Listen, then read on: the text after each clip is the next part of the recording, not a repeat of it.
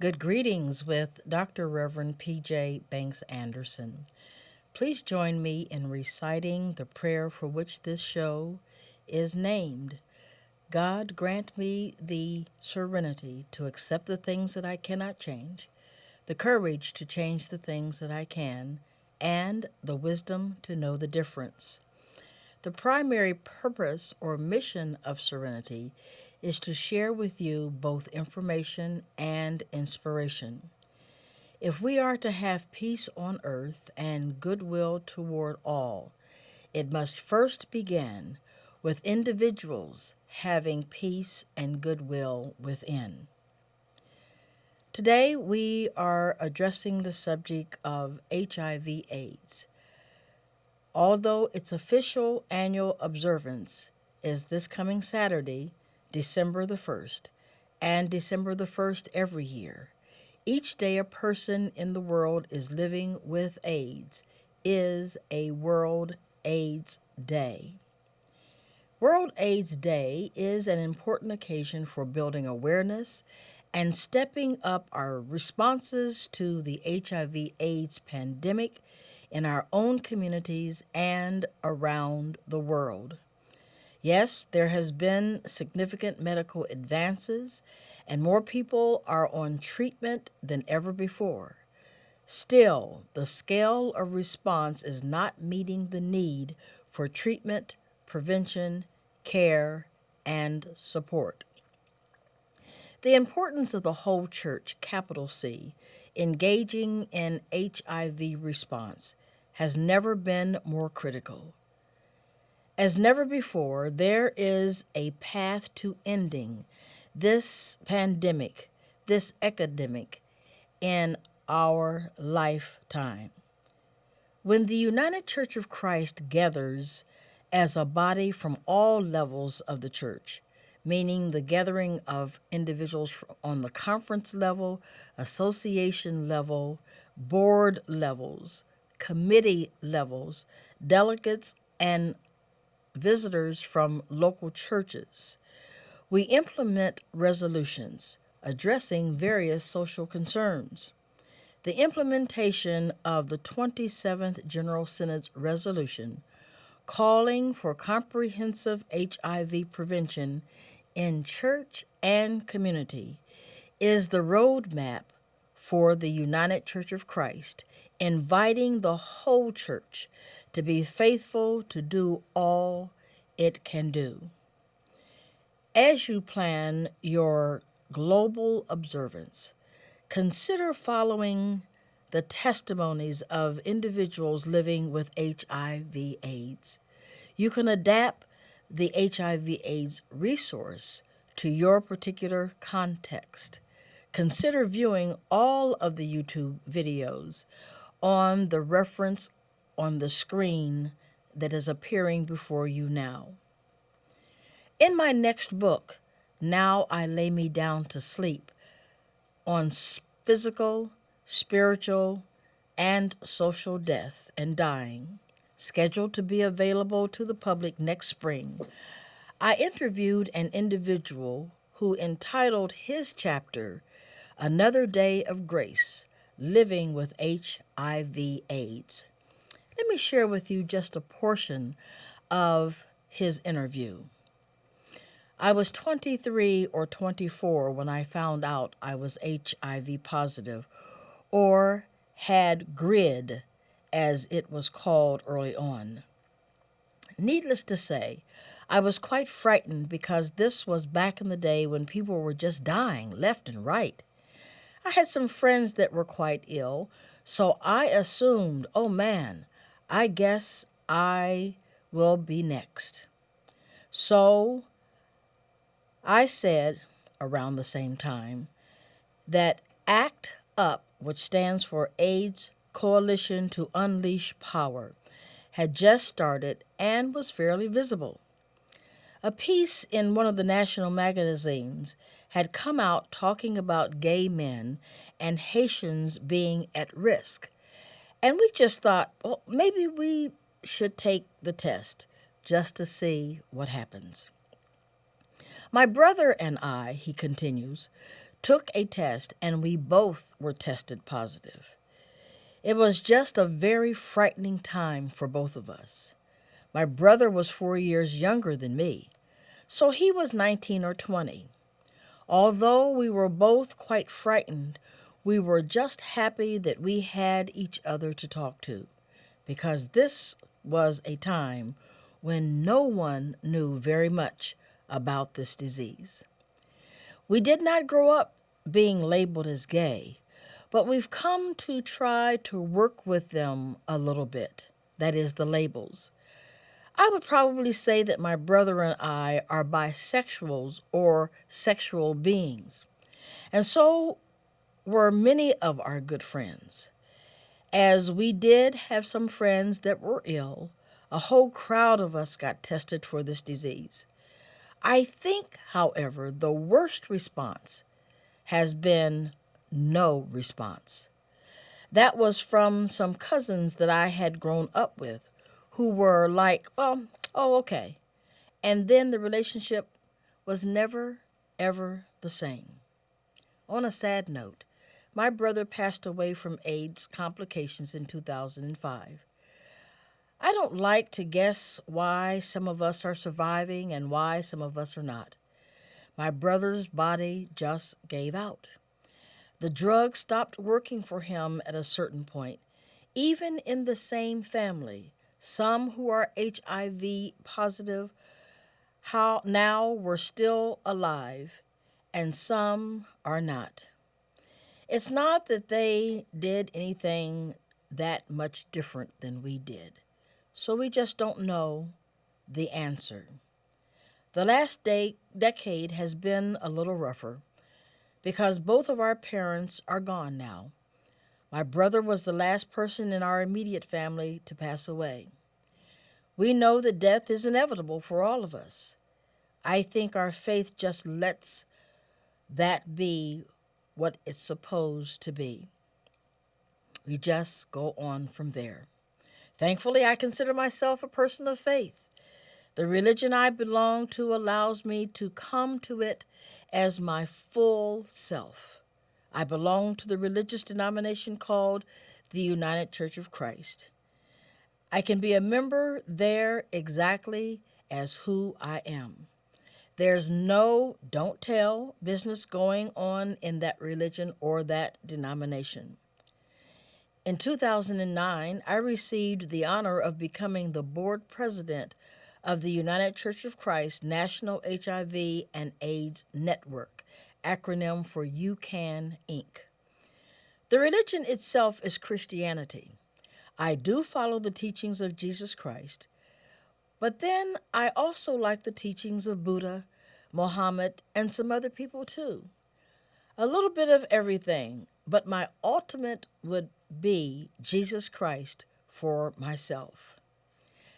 I think the greatest challenge that all individuals, but specifically the African American communities face with regards to HIV/AIDS is multi-layered. Stigma is still a major factor. I think this miseducation about the disease is still a factor. I think those are the two biggest factors.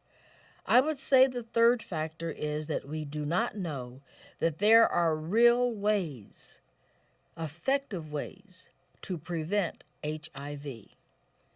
The probable source of the stigma or the miseducation in the African American community is our smaller construct of the larger community of the United States. Unfortunately, for several decades, we had no national strategy for HIV and AIDS.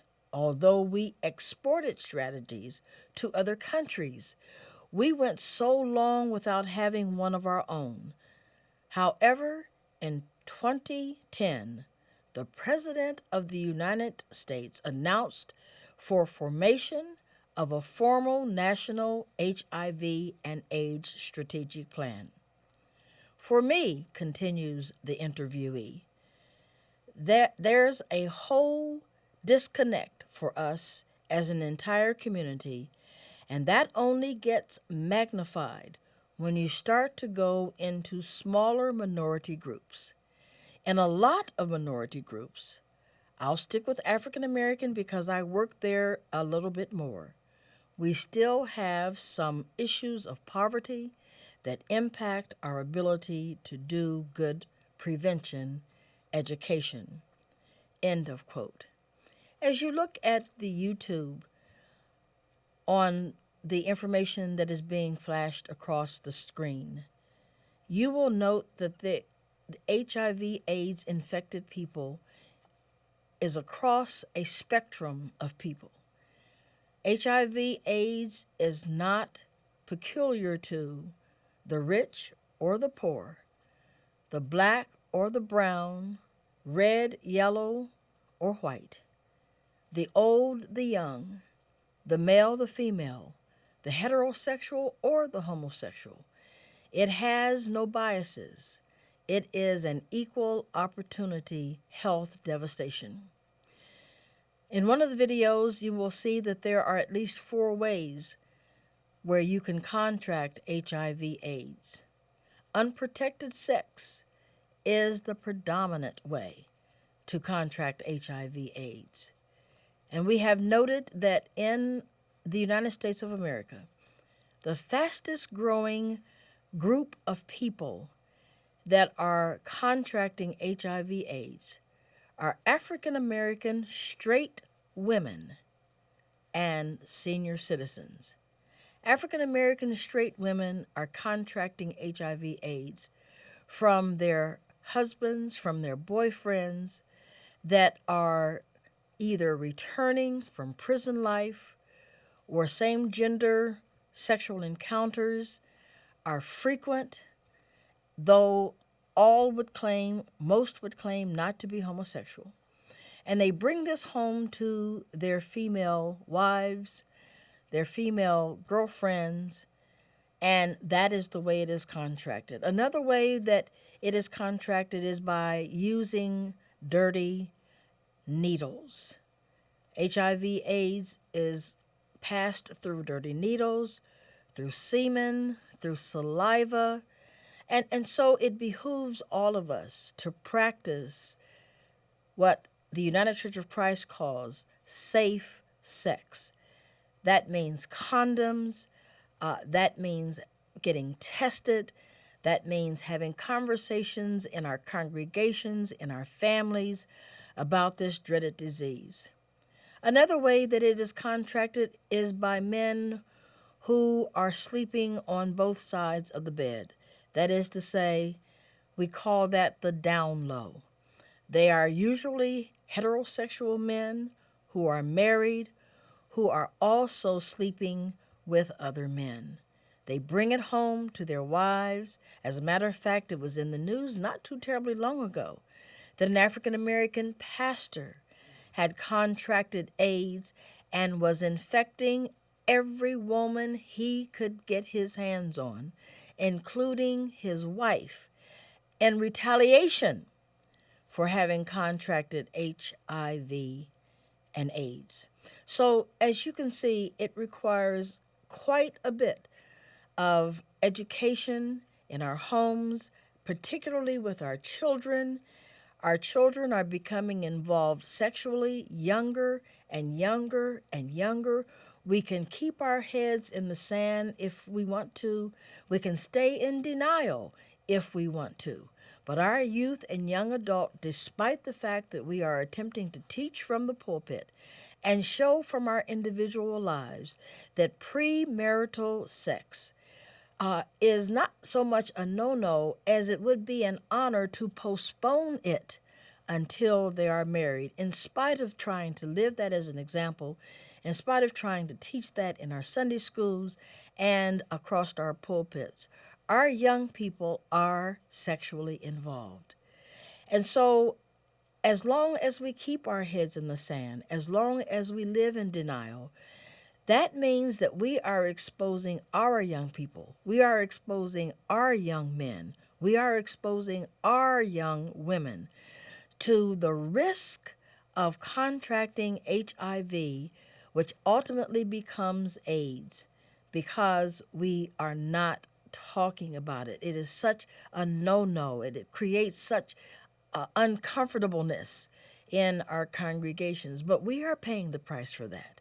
We are paying the price for that. So let me conclude by saying that beginning in 2011 and continuing through 2015, the World AIDS Day theme, which always takes place and is celebrated and is acknowledged December the 1st. This year, December the 1st is Saturday in 2012. The World AIDS Day theme is Getting to Zero. Zero new infections. Zero AIDS-related deaths. Zero stigma and discrimination. Please consider having some HIV awareness at your location, synagogue, mosque, congregation, so that you can be better informed about this epidemic that is greatly affecting the African American community. In our next show, or immediately following this showing, will be some clips from our next show. We taped another conversation with the Reverend and the Rabbi. I am the Reverend, Dr. Reverend P.J. Banks Anderson, and the Rabbi is Rabbi Michael Zimmerman. And we met with a group of individuals a few weeks ago, and what follows is a result of that night's gathering. Thank you for joining us today. We look forward to visiting with you again and hope you will include in your daily prayers. God, grant me the serenity to accept the things that I cannot change, the courage to change the things that I can, and the wisdom to know the difference. Until next time, serenity.